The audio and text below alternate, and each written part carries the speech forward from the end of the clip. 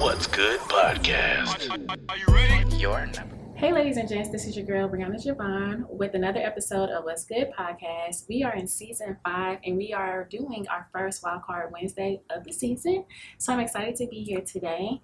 We have D'Aria. How are you? I'm doing great. That is so good. Let me tell y'all, I have been trying to collaborate with D'Aria for a long time, so I'm just very thankful that you accepted another invitation. Yeah, I'm rocking with it. And we finally made it. So I'm so thankful.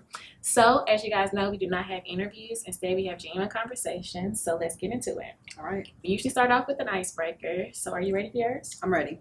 All right. So your icebreaker is, how do you think being an entrepreneur has turned you into a better person? That's a really, really, really good question. How has turned me to a better person? Mm-hmm. I mean, like when you're, when you have to just count on yourself, like you have to like have those really deep conversations with yourself. It's like all ego out the window, because at night you come on, you gotta make that money. You gotta do what you gotta do. You gotta do what you gotta do, and it just makes you, when you have conflict is when you go against what your values are. True. So when you stick to your values and when those pay off, I mean, that's how it's made me a better person. I love that. So let's say conflict comes your way, right? Mm-hmm. I can only talk about myself, but sometimes it's like anxiety because I don't have control over it anymore. So for you, when conflict does come, how do you handle it? Conflict, like it happens, like the reason why it's conflict because you're offended. Yep. Okay. Yep. And being offended is not necessarily a bad thing. And I tell people it comes into like in two levels. I'm offended by the surface, and then I'm offended like what's on the inside. And so when you take those true self-assessments about that and try to realize, okay, when it's affecting me on the outside, how do I do it? A lot of people, they just smile it off. You would never know they're going through issues. They fake it to make it. Some people, they stay inside, they harbor those feelings, and they can't move, they can't shake themselves out of it. But when you get to know yourself, and then, what are your coping mechanisms, it should be, like working out, eating healthy and stuff like that. Me, I sleep, I travel, I just try to do things that are exciting for me that maybe not involve like a lot of other people. And that's how I usually cope with it. So when you say that, you travel by yourself a lot? I travel by myself a lot. Okay. Yes, but when I travel alone doesn't mean I'm lonely. Okay, because you have to have that conversation, like you mentioned, with yourself and just have a relationship with yourself, right? Yeah, there's things that I like, like when I travel, I don't want to, like maybe I might want to eat like 5 times out of the day. I want to like try all the different foods. If you travel with a group, everybody might not be hungry at that time. It's just so much coordination and everything. So, yeah. So I like that. All right. So with every conversation, we always start off with who's the guest. So for you, who is D'Aria? Okay. I'm D'Aria Hookfin. I'm originally from New Orleans, Louisiana. I am a publicist and a business consultant, even though I don't try not to do much in that realm, but I mean, it happens. If you want to publicize your business, it's important that you understand what your business is. And so my firm and team of really great consultants, we help you get to what the bottom of what your brand is, because your brand is not your logo. Okay, your brand is what your service, like what you're going to deliver, like your product, and on a consistent basis. So that's what it is. That's who I am. I love that. So how did you get into, like you mentioned, business consulting, publicist? How did you get into it? The real story? Yeah, let's get into it. The real story, I was a really weird kid, and that's the best way I can explain it.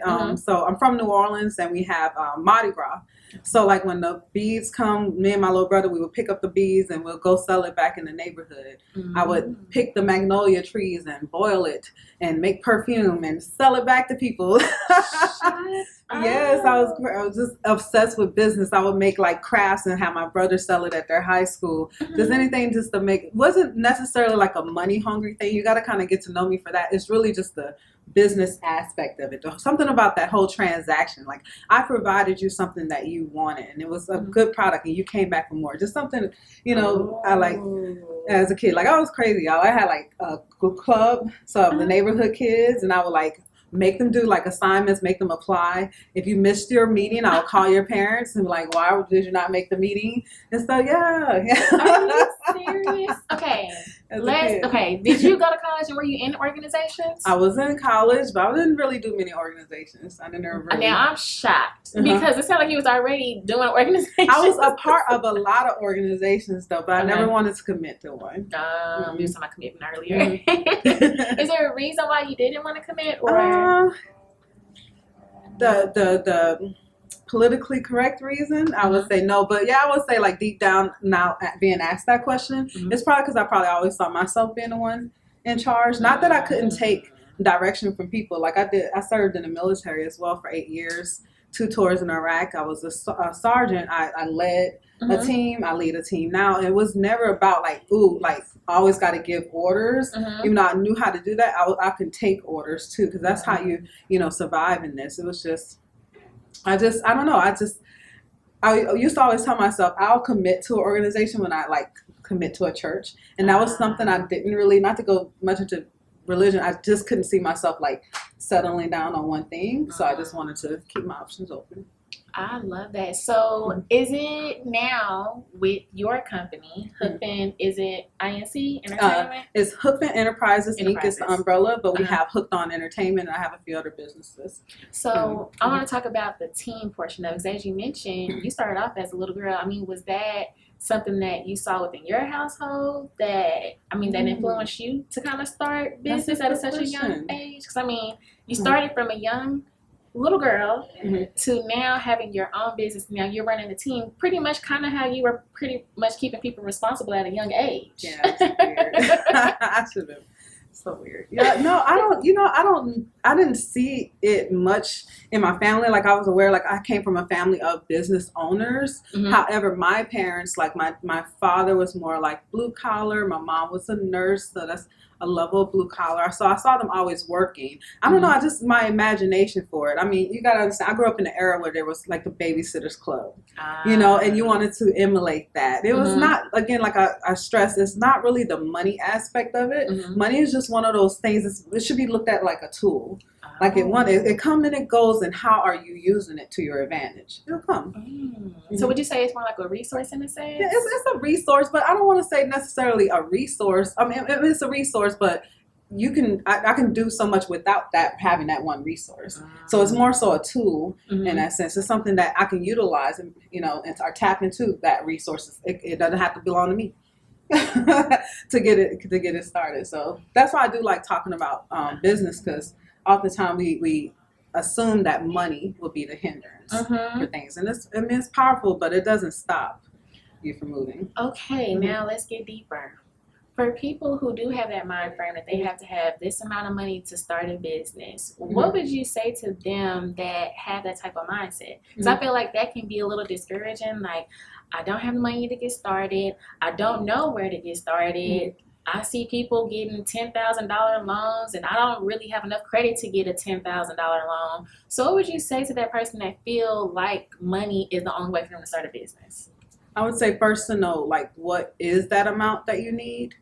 So, like, for what I do, like, with public relations, there's not much overhead. I don't have to have a business. I just, as long as you can have, like, internet services, you have a reliable laptop, you could pretty much move around as you see fit. So just taking a look at what it is that you do and what amount of money is needed to do those things. So what does the research look like with finding out how much it is to get started? Because as you mentioned, some of these industries don't even need overhead or a building. I know for me, I'm a consultant. I can do that virtually. As during the pandemic, we can still communicate virtually. You don't really need a building to get started with a business. So what does that research look like for you to see, okay, this is my budget, this is my expenses, so you know what to ask for if you're going in for a loan, or even if you're trying to get a sponsor or an investor? That's a good question. There's the internet out there, definitely. I would say don't heavily just rely on that. There's a lot of value in that experience. So pairing yourself up with people that has done what you're looking to, the field you're looking to get into, piquing their brain. Like, there's no way you're going to put me in a room with some millionaires and I'm not going to ask them questions. That's true. Like, I just had one recently. I'm like, excuse me, sir, what is it that you do? He's like, do you work for the feds? Okay.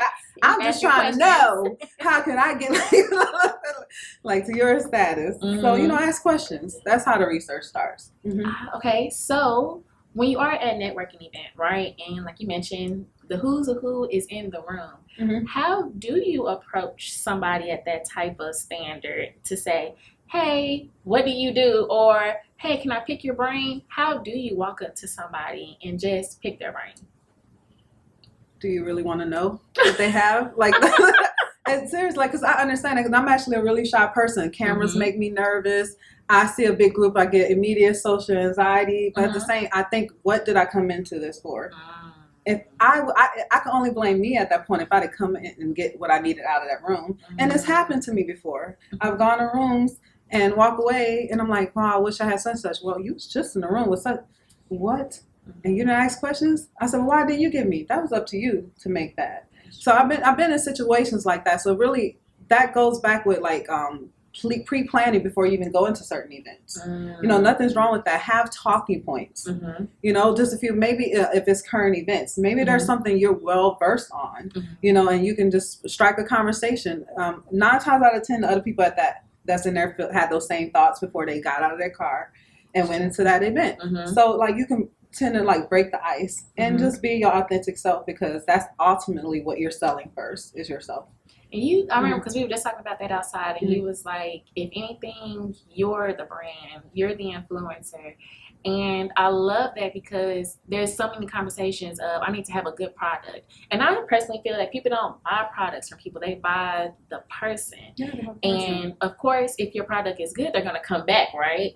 But if anything, it's really your genuine self, like you mentioned, is you being authentic, and then the story behind of what you're selling, could be a service or a product. You agree with that? I agree with that, definitely. There's a reason why celebrities are getting paid, you know, the way that they are, just to do a commercial and stuff. It's, I mean, like, let's just say, like, I don't want to say like something Beyonce probably could sell you anything. Or how what's the clothing line? Don't attack me. But Ivy Park, okay. Yes. There's a reason why you go on Ivy Park and it's always sold out. Okay, not in addition to it being a marketing strategy, you know that it's something about Beyonce, like, so automatically this is just of a higher level. So she sold herself to you, and then she sold her music, and then that's an influencer. Yeah, that's a really, really great example.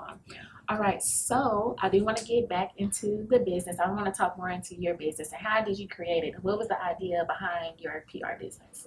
Okay, that's a good question. So she has some awesome questions. I try. You know, for me, like I said, it started as I was a kid, but it was one of those things. And side note, people need to do this as well. We have to constantly, evolve. Indeed. You know, we may think that we have our idea of what it is they're supposed to do, but life will move things around to where you have to, maneuver, and there may be some obstacles you have to go over, but it's all to get you to where you're at. So you got to kind of like take on the journey. So how my business developed, it was first, I started off in college. I was doing like events, going to different events, interviewing celebrities that would come in town, things like that. I didn't really take it too serious. It was just something that was fun. I was like, I'm going to the club anyway. Why don't I talk to them? Not an issue. And then a friend of mine approached me, and it was like, I want you to go to this hookah bar. Now this is back in like 2008, 2009 time frame. And I went to the hookah bar, and I was like, why is there no one in here? Okay, and so I started talking, develop a rapport with the owner, and we ended up becoming really great friends. And I started helping him to increase his sales and things like that. So I was like, wow, I was making like a lot of money while I was in college, and I didn't know what it was called. I didn't know it was called being a consultant. I was just people. He would take me to different people. I talked to them, take a look at their business, fix it. They gave me a check. And that's how it started. Simple. I was always had a love for education. So when I became a teacher, I decided to make my business official with the little extra time that I had. And it just kind of, what I kept noticing about the business that would come to me, they didn't have the structure. And then once I would get them to the point that had a structure, it was like it just sat.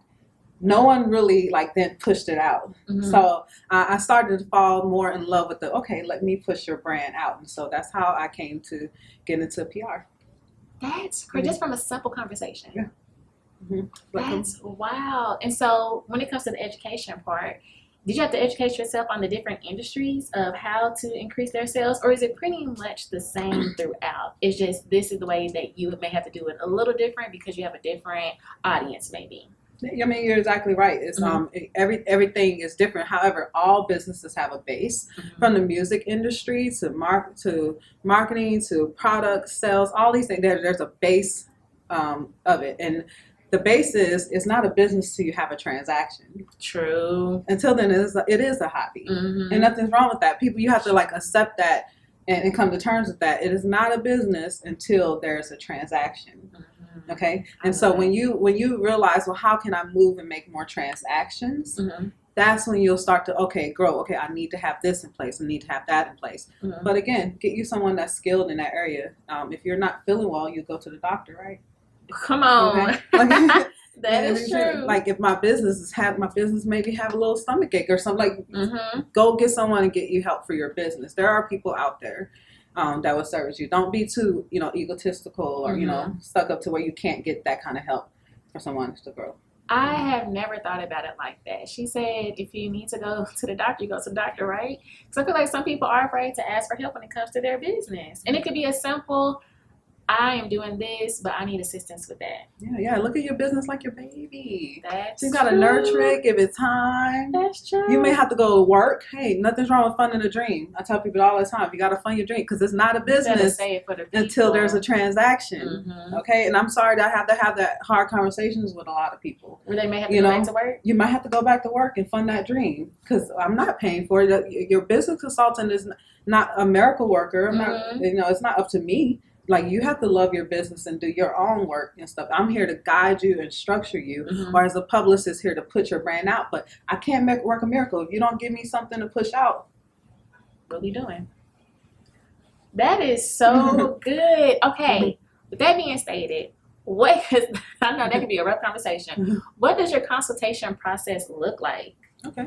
I go through different periods where I will even take on clients. Again, using that analogy, much like a doctor would, like you have a set amount of patients. And the reason that I'm not trying to be bougie or nothing, I want to give you this, the right amount of attention and love that your project deserves. Right, if I'm sitting here trying to juggle many, or my team is exhausted, that does nothing for your brand. True. Yeah. So there'll be times, and we'll pretty much let people know as they're coming to us when they can do a follow-up with us.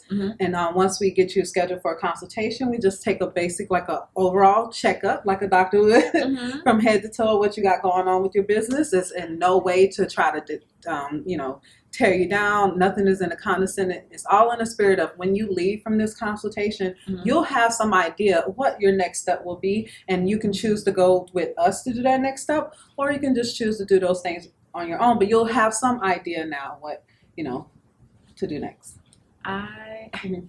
You are giving all the knowledge right now when it comes to business, because I feel like people I want to start a business, and then when you ask those rough questions, they're like, I don't know, I can't really give an answer, and they're kind of confused. So would you say to do like your own research before coming to you? Oh, definitely. I mean, again, it's your business. Right. It's your baby. Like, you better know who your baby is for you, like, handing it off to people. That's right. Before you start handing off to people, because even when it comes to the podcast, I'm like, okay, you want to start a podcast? What is it? What do you want to talk about? Well, I just I got some topics I got to get off my chest. What do those topics look like? And they have no idea. And now I'm sitting here strategizing with them from the beginning to the end. Yes. And I gave you a whole show. And so that's why I was asking, as far as your consultations, do you make sure that they have maybe like a questionnaire before they come to you, or y'all do like a pre-consultation evaluation with you. But I started off, I had that problem, like it was because people, like, that's how I got started, by someone. Well, how could you make it better? Well, I'll try to put a discount. You're sitting here right across from a campus, and I'm started like walking them through the steps. He did it. He made the money. Not me. I got paid, but he made the money. Do you know what I'm saying? So there's a difference, and which is what I love about entrepreneurship is there is no ceiling to it. Like, you only can stop yourself. People say, well, the deals are out there. Are you out there? Are you out there? Are you out in the right rooms to where because the money is there? And if COVID haven't taught all of us that they can print new money, I don't know what the to tell people. It's out there. There is going to be so many clips I can take out of this episode. I am excited. Okay, so your other venture, we talked about the PR. Now you're going to talk about, would you say event coordination? How would you describe VIP? VIP Social. VIP Social. So VIP Social is event ticketing platform. So what I got into this from is, again, working with different people's brands, and I kind of found my niche in that I also love throwing events as well, and I can display your brand through an event. Every brand, come to find out, like I really thought, I was like, oh my god, every brand can utilize an event. So we have a platform called VIP Social.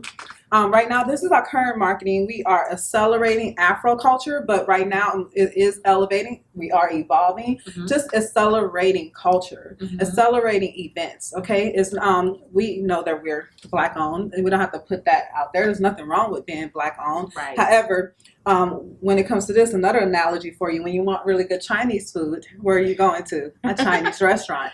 You want good Italian food, you're going to an Italian restaurant. If you want a really good Afro culture centered event, I want you to think VIP Social.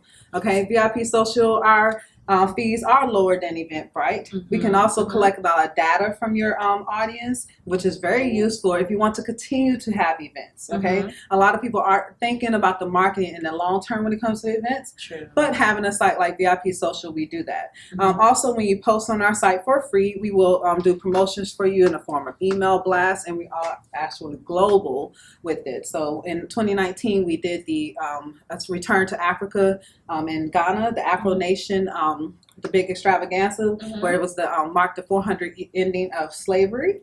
So the curse has been broken. So we did sell those tickets, and we're looking for influencers, event organizers to put your events on the platform again for free. Did y'all hear that? And also for free. Yep. And I also have a gift for you, one of our VIP Social shirts. Thank you. So your What's Good podcast is an official brand ambassador. We'll talk about that later.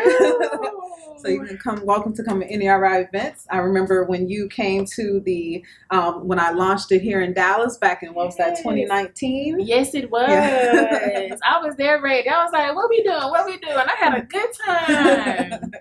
And that was the opening. That was the launch of Dallas, where we're trying to take over city by city. Yes. With making sure we have like a list of organizers and promoters in this area, influencers. Our next city that's up is Houston, so y'all check that out. I'm gonna get on the road right with you. Okay, I'm right with you. But it was a really great time.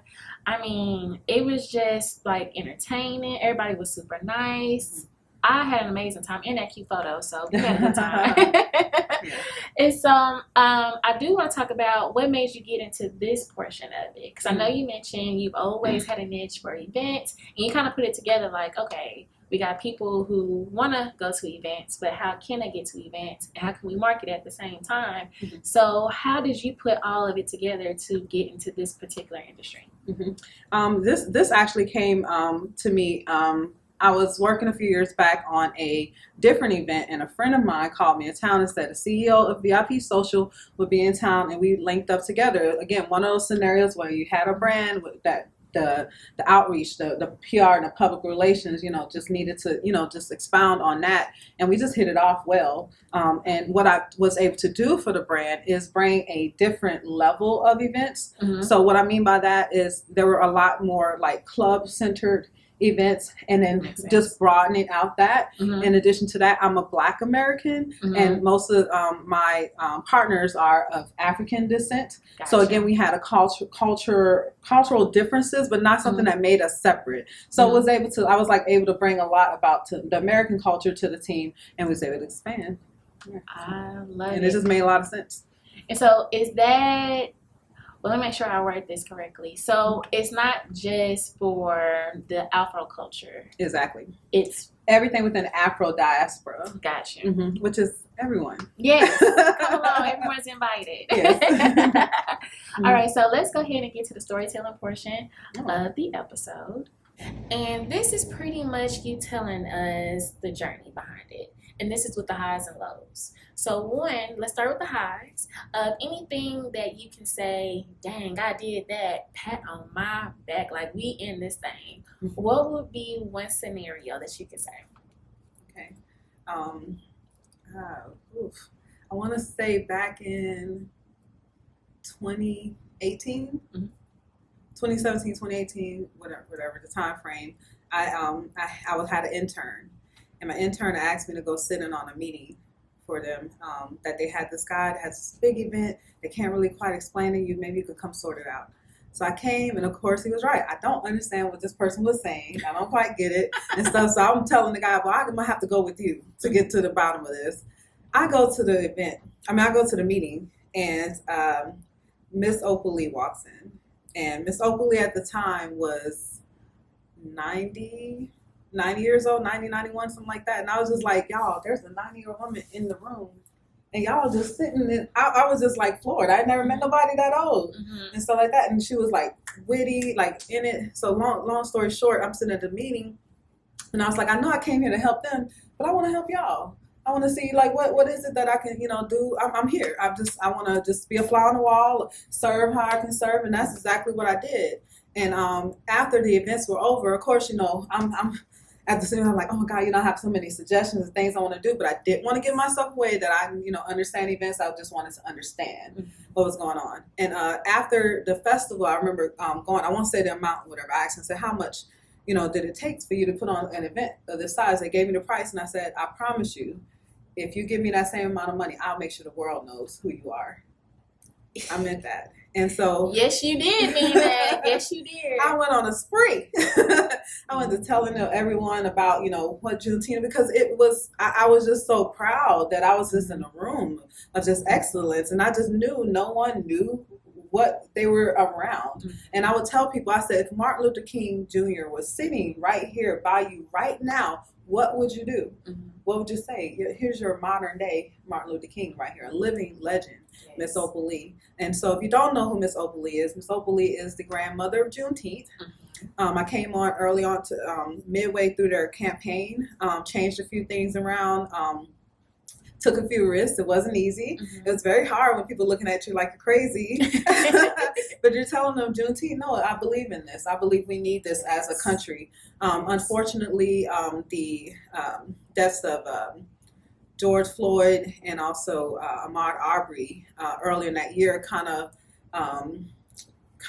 was a catalyst for a lot of change and uproar. We was at a civil unrest in the nation. It just felt like not necessarily to capitalize on the time frame like that, but more so to use it as a vehicle and to work alongside with those families to to get justice in America. Yes. And one of those justices and that I would put forth to every politician that I encountered and every media personnel that I encountered, why not? You explain to me why not? Why it can't be a holiday? Yeah. You got National Cookie Day, National Sister Day, National this day, but you can't tell me the day that the slaves were actually free can't be something to celebrate it. Yet 4th of July was a multi-billion-dollar industry.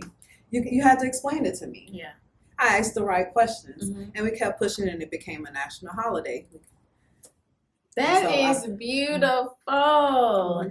And I mean, I'm sure it's been before I even met you, but when I met you, you've been doing this for a long time, fighting for the holiday. So I, for one, want to say congrats, because that was beautiful. When I saw Diddy had interviewed her, I was like, look at D'Aria, like this is what she's been involved in. And so definitely you did an amazing job. Thank you. It took everybody. The team, everybody that was involved. I just want to say congrats to you guys, because like you mentioned, I'm sure it was not easy. I'm sure people did not want to answer those complicated questions. But you continue to fight. And I just want to thank you and the team for just being persistent and just keeping it going. Because with all those doors being closed, it could have been discouraging, right? Oh, very. And so with that, I do want to discuss, like, how did you push through to just keep that strength to say, we're fighting for something and we're going to continue to fight for it? Really? Girl, you got to meet Miss Opal Lee. There be so many nights. I tell people, like, it's so cool now, even though we're still within the year, things are just so different now, because so many people, like, the eyes are on us, like the different, the people we get to talk to and things about. I wish I could divulge some of them, but next year you guys will see everything that we're working on this year. But when you're in a room And it's just me, Miss Opal, and her granddaughter, which is her executive director of her organization. Just us three making it happen. And when you're tired, because, oh God, after 16 hours, you're tired. I believe right? it. And you look over and you see this little old lady still trucking, picking up the phone. How can you stop? I love that. You can't stop like that.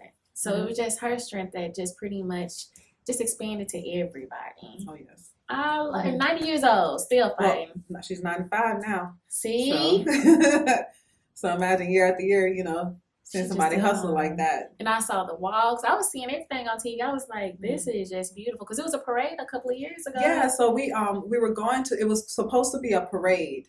But so I was doing a car show at the time, and I sat with them, and I was like, what would be cool if she walked and we had the cars follow her, and it'd be like really cool cars and all this kind of stuff, just thinking that. Then bam, COVID hit. And I was like, y'all, let's not stop. Let's not stop. Then the civil unrest, it made it like we can't sit here and not do anything. We can cancel everything else, but let's do this walk. Yeah. And that was the event that went viral. CNN, it was all over all the news networks. As soon as we ended the walk, P. Diddy's camp called us, and it was just from there we had a petition. He helped us get to 1,000,005 petitions, and then we took those petitions and organized an event at the Hill, at Capitol Hill. On the lawn of Capitol Hill, and we delivered those petitions, all 1,500,000 petitions. That FedEx was like, "Can't sell them all." No, yeah, we had so many boxes. They actually printed them off. It was crazy. The people were like, "I've never seen this many print like sheets get printed before." Yeah, y'all can't turn this around now. Yeah, and here, take this, and we're leaving it. We're not leaving. We left them right there too. Okay, y'all deal with it. We did what we were supposed to do. Okay. Congrats. Thank you. All right. So on the other end, we talked about your highs, and let's talk about a low situation. It's where you kind of question, should I continue to do PR? Should I continue to do anything within business? And how did you push through to be over that hump, to still continue to do what you do today? Okay, cool. So, like with anything, life, we have like ups and downs. Okay, so I have the textbook story of I've been homeless. I've been without and stuff like that. I wouldn't even say that was probably my lowest. My lowest was when I started my business, and maybe a few months into it, someone was so disrespectful to my assistant, and it didn't happen like maybe 3 times in a row. And then I remember like following up with those people. I was like, so why would you be so disrespectful to her? Well, I did the business with you, and I want to talk with you. So you don't want to see me grow?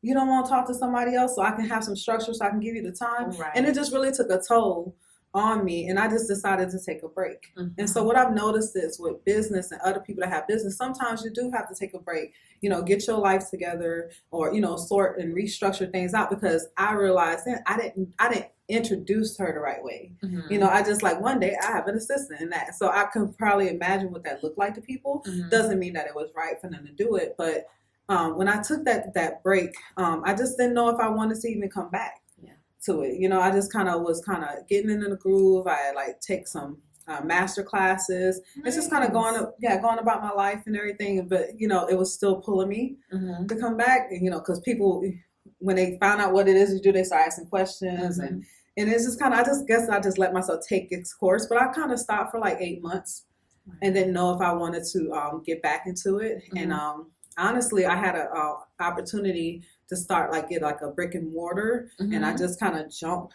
head first into like events. Wow. Yeah, I ran that for a minute. So it was just like, you have a lot of strength in you. Because even when you took that break, you were still working, but not like probably for your business, but you were still trying to figure out how I can still elevate. If that's knowledge, if that's taking classes, or just learning a new skill. I think that's beautiful, because some people, when they take a break, they don't do anything. But for you, it was like, I'm going to take a break, but let me see on the outskirts what I can do to still level up somehow, some way. Yeah. That is so good. I mean, like, what encouraged you to still, because I mean, you were still working. Yeah, still working. So, like, what encouraged you to do that type of route to learn? Yeah, she says a little extra. Crazy. I tell you, I was nuts. Like, I was a little kid just tripping, Like, that's just how my mind works. Miniature, like, genius, low key. But being able to accept that's who I am. Like, I've been, like, in relationships, and all you want to do is talk about business, but business is what excites me. Like, to me, sound like you're a genius, but I'm just going to put it to the side. But, I mean, for you to just always wanted to learn, always wanted to be out there and just help. Because our conversation earlier, it just seems like you're just so open to help. I have ideas. I want to help people. This is what's going on. Let's see how we can work this. Let's see if we can work this and how we can work that. Oh, by the way, I got this going on too. I'm like, do you? I mean, you just make it happen. I can appreciate that because there's always a way to, I don't know everything, but if I don't know it, we're going to figure it out together. Definitely. I enjoy that. I might know the person who you need to talk to. Yes. Like, hey, meet this person. That's PR too. I love that. Yes. I love making connections with people. Because that's just fuck. Sometimes the person you need is over in that building. You never knew it. Yes. And you pass it all the time. No, that sucks. I love that. It was just like our conversation earlier. He was like, you know, if I had a building, I'd be making conversation with everybody on the strip. And it's just that connection, that community. I'm just, I love talking to people like this. We can talk about this all day. All right. So now we're going to get to what's next for you. How can people contact you? What does that look like for you? Website and all that good jazz. Okay, cool, awesome. So what's next? I'm really pouring a lot of time and a lot of attention to my artist. Her name is Akosia. Make sure you guys follow her. That's Akosia, Aakosya. She's going to be on a really huge stage, international stage next month. So I'm looking forward to that. For Hooked On Entertainment, we are working on a few projects. One of them is going to be involving HBCUs. The name and stuff haven't taken shape, but we are in the preliminary stages of gathering up sponsors. So if you are interested in learning more, or you want to be involved, tap in, or your business could be an asset to one of these projects, please reach out. I tell people all the time, if you like what you see, like on Instagram, it is nothing to just say, hey, I have this. I think this would be really good. I do a lot of things in a collaborative spirit. I believe that's how we are going to make it. I don't have all the answers. You possess resources and knowledge that will be essential to all of my projects and clients. So I want to hear about those. So that's pretty much what's next for us. Of course, planning the next Juneteenth events that you guys want to be involved in those. Just go to juneteenthftw.com and you'll see the events. You can register to volunteer. You can reach out. Go to contact us. I'm the one on the backside. I'll get that information and reach back out to you. Other than that, and just trying to find balance between it all, stay level to balance. There's a lot of great opportunities. Sometimes will take you real high, but in reality, set or things are not able to work out. So if you're not a balanced person, then a lot of people can't survive those types of ups and downs, because they get so excited, and then when things don't work out, they think it's the end of the world, but it's not the end of the world. It's more like a validation. It happened. The conversation started. It doesn't mean that when that person or the time get together, the situation kind of pans out over time, that it might be a better time later for you to get back to a situation. It might make sense. Kind of like you and I. It's been so many years, but look, I feel like it's like if it hadn't taken up to now, like I've been following this young lady, sticking with it year after year, doing the podcast, being consistent, y'all, that takes work. That's commendable. And when you're able to, having a platform and being media to your voice, you could have used it for any other platform or any other content, but you chose to do business and the consulting and things that growth and build on our community. So I commend you for that too. Thank you. I appreciate that because it has been a long time coming for us to be in these two seats right now. Yeah. All right. So before we get to our last segment, there is one free advice. I always ask for people who come on board. I feel like nowadays, let's be in the consultation industry, you pay thousands and thousands and thousands of dollars for just advice. And then some people are like, okay, well, I need to follow up because I really don't know what that means. So what is one free advice that you could tell the people that's listening or watching that they can start today or tomorrow? Something that immediately they can take in and understand and apply it. I would say probably something that you actually were taught already. So you need to go to your third grade teacher and apologize for not paying attention on how to take a note. Okay? Take note of things that are happening. Like when you're talking with your friends, you having to bring up your business idea, jot it down. You got phones, you can do a little note, because what that helps, it does a lot of things. It helps keep you accountable, keep your friend accountable, and keep the project accountable. Okay? And then being consistent, going back and checking on that. Yeah. And even when you're getting advice from people, don't let people just tell you, okay, show me how that worked, or give me examples, or ask them for their notes from the meeting. True. Things like that. That should be simple. They should have been taking notes. So I love that. I mean, it's just so many nuggets today. All right, y'all. So we always end every conversation with a motivational moment. It could be a script, a Bible verse, it could be a quote, anything of that nature. But today we're going to do a quote. And so today's quote is by Helen Keller. Be happy with what you have while working for what you want. And so I'll share my thoughts on it and you can share yours and it'll be a wrap.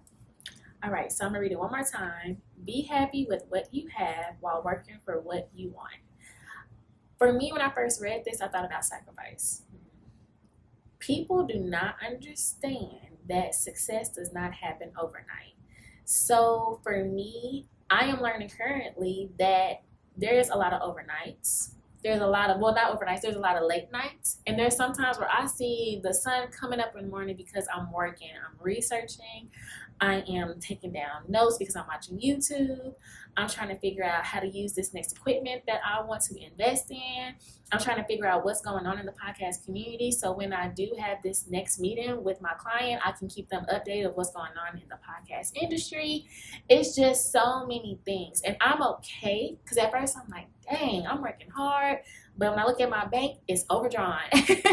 And I had to talk to myself like, this is a confirmation. And as you mentioned earlier, I receive a lot of validation and confirmation that I am on the right page because God shows me that in different forms. So it just helps me to continue to go. And when I hear people have been watching me, oh, Bri, I seen when you first started off with this and now you're doing that. And I'm like, dang, like I never thought about it like that. I have came a long way. And so it's just going to take people a little longer to get to where you are, but it comes with sacrifice. Sometimes people do it overnight, and I'm not saying that it doesn't happen, but I'm saying it's not everybody's story. So where you are right now, it is okay to just do a little bit of sacrificing. So when you do get to that certain level in life, you can turn around and be grateful for those times because now that's your testimony. I don't want to get too deep into it because I can really talk about that some more.